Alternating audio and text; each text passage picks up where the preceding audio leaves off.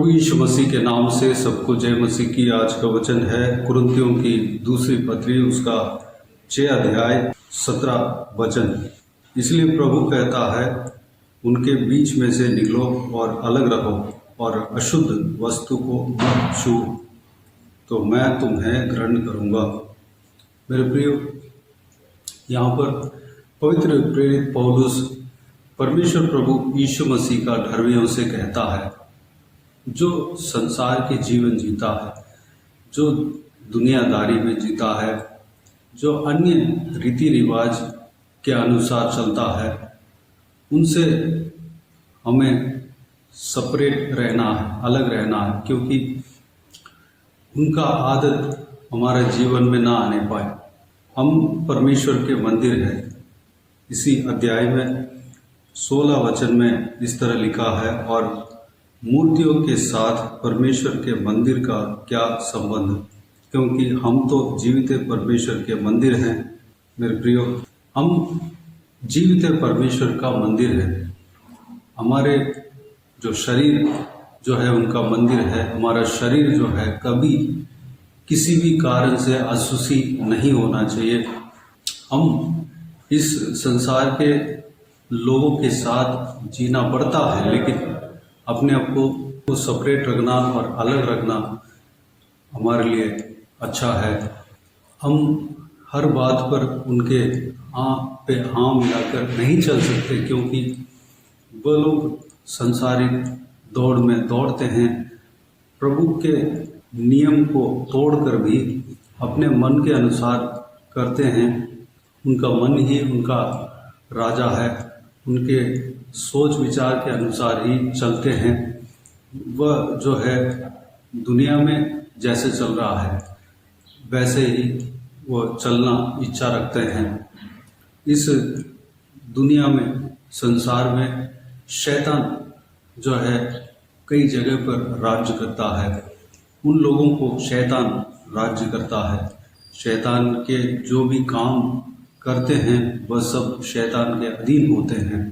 उनके कार्य के हिसाब से, उनके सलाह के हिसाब से हम नहीं कर सकते, क्योंकि हम परमेश्वर के लोग हैं। परमेश्वर के मंदिर हम हैं। परमेश्वर हम में वास करता है। परमेश्वर के नियम के अनुसार चलना ही हमारे लिए सहज, हमारे लिए सही है। इसलिए हम उनके साथ नाता रिश्ता नहीं जोड़ सकते। उनके साथ दिल से दिल मिलकर दोस्ती नहीं कर सकते। अगर दोस्ती करेंगे तो भी उनके बात को हम नहीं मान सकते। कुछ बातें हम मान पाएंगे, लेकिन पूरे जो बात हैं, जो उनके इच्छा के अनुसार जो बोलते हैं, उस तरह हम नहीं कर सकते, क्योंकि हम परमेश्वर की संतान हैं, प्रभु यीशु मसीह का संतान है। अगर प्रभु यीशु मसीह के नियम के अनुसार अगर वह कहते हैं, प्रभु यीशु मसीह के नियम के अनुसार वह चलते हैं, तो हम बड़े अच्छे से उनके बात को हम सुन सकते हैं, मान सकते हैं, उनके पीछे हम चल सकते हैं।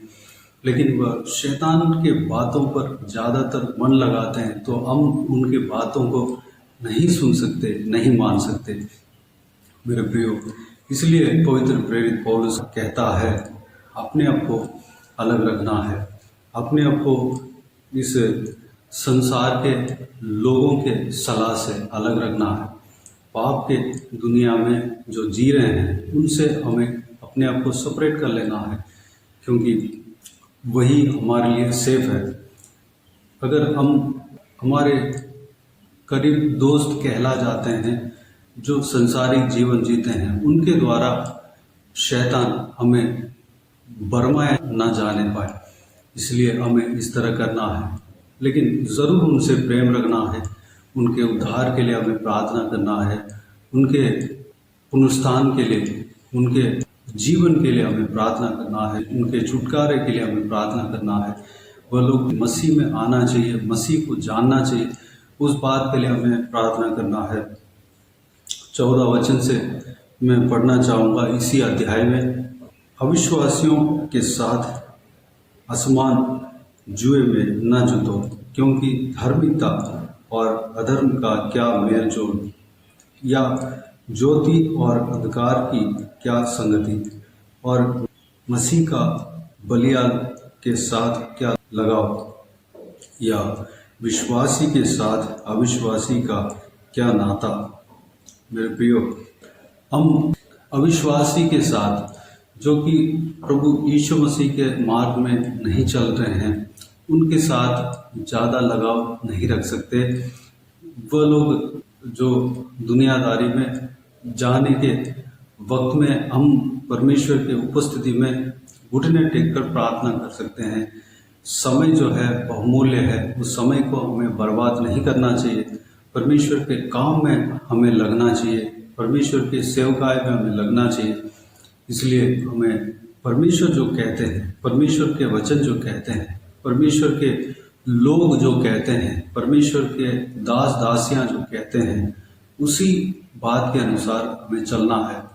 वही लोग हमारा भाई बहन है, वही लोग हमारा रिश्ता है, वही लोग हमारा अगुवे हैं, जिनके अंदर पवित्र आत्मा है, वही लोग हमारा संगति है। मेरे प्रियो, चाहे जितने भी करीबी दोस्ती क्यों ना हो, हम इस बात पर ध्यान रखें। एक जो है दोस्ती करना गुनाह नहीं है, लेकिन उस दोस्ती की वजह से प्रभु से अलग होना हमारे लिए खतरा है। इस बात पर ध्यान रखें और परमेश्वर के बच्चे, परमेश्वर के संतान जिस तरह अपने आप को सेपरेट रखना चाहिए, सेपरेट होना चाहिए, प्रभु के लोगों के साथ संगति रखना चाहिए, प्रभु के पीछे चलना चाहिए, उस तरह प्रभु के पीछे चलें, कार्य में लगे रहें। प्रभु यीशु आप सबको आशीष दे। आइए हम प्रार्थना में जाएं। स्वर्गीय पिता, दयालु परमेश्वर, आपको धन्यवाद देता हूँ आज के इस आपके बहुमूल्य वचन के लिए। आपको धन्यवाद देता हूँ परमेश्वर, बीते दिनों में हमें संभाला, बचाया, सुरक्षित रखा। आपको धन्यवाद देता हूँ आज जो आपने वचन दिया, उस वचन के द्वारा हमने जो कुछ भी मनन किया परमेश्वर, सारे बातों के लिए आपको धन्यवाद देता हूँ परमेश्वर।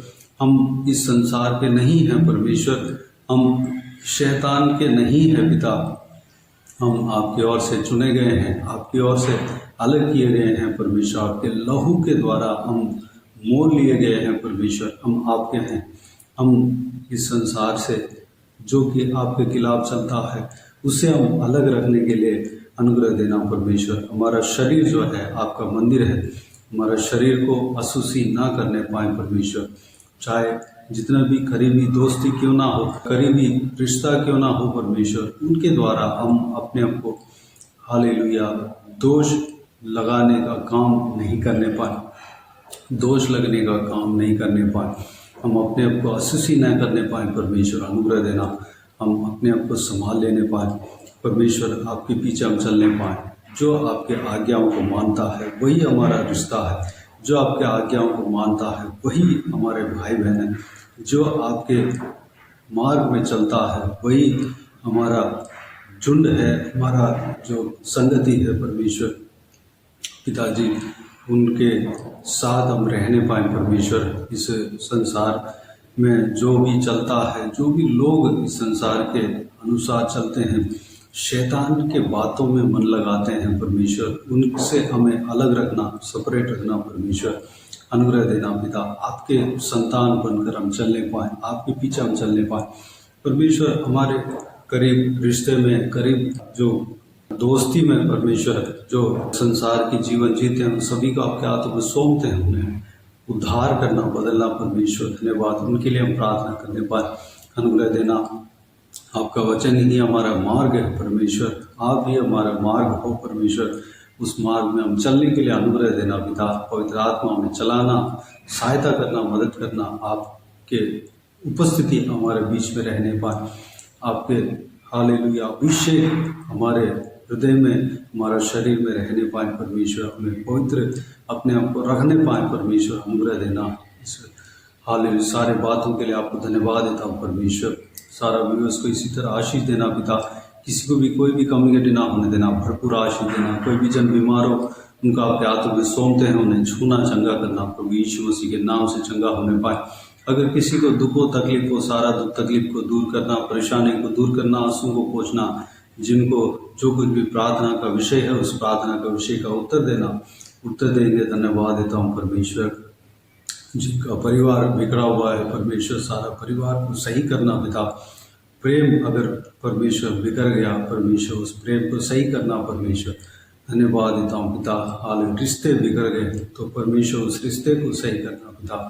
सबको आशीष देना परमेश्वर। उनके जो चाहने वाले हैं, जो उद्धार नहीं पाए हैं, सब उद्धार पाने पाए, अनुग्रह देना।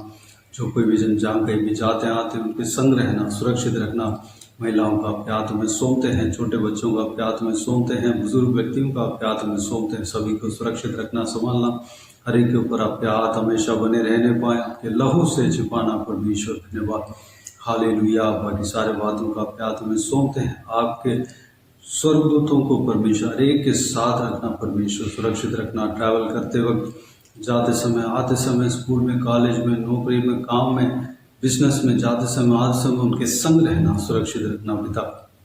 हर एक का मन की चाह जो सही है परमेश्वर उसको सही हाले पूरा करना पिता। उनके मन की चाहों को पूरा करना परमेश्वर। धन्यवाद। बाकी सारे बातों को आपके हाथों में सौंपते हैं। सारा आदर महिमा जलाल आपको मिलते रहे। सारा दुआ प्रार्थना को प्रभु यीशु मसीह के नाम से मांगते हैं, सुन और ग्रहण कर। आमीन आमीन। प्रभु यीशु मसीह के नाम से प्रभु यीशु मसीह का आशीष और अनुग्रह हम सभी के ऊपर बने रहे। आमीन आमीन। मेरे प्रियो, इस चैनल को सब्सक्राइब करें और शेयर करें। अगर किसी को भी प्रार्थना का विषय हो तो डिस्क्रिप्शन में दिए हुए नंबर पर कॉल करके प्रार्थना करा सकते हैं। हम आपके लिए प्रार्थना करेंगे। आप अपने व्यक्तिगत प्रार्थना में हमारे लिए प्रार्थना कीजिए।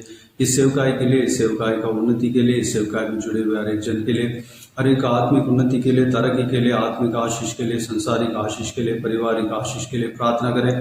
प्रभु यीशु आप सबको आशीष दे। इस सेवकाई के द्वारा परमेश्वर आपके जीवन में कार्य किया हो वो भी हमें बता सकते हैं, ताकि हम सब मिलकर परमेश्वर को धन्यवाद दे सके, महिमा कर सके। प्रभु यीशु आप सबको आशीष दे। आमीन आमीन।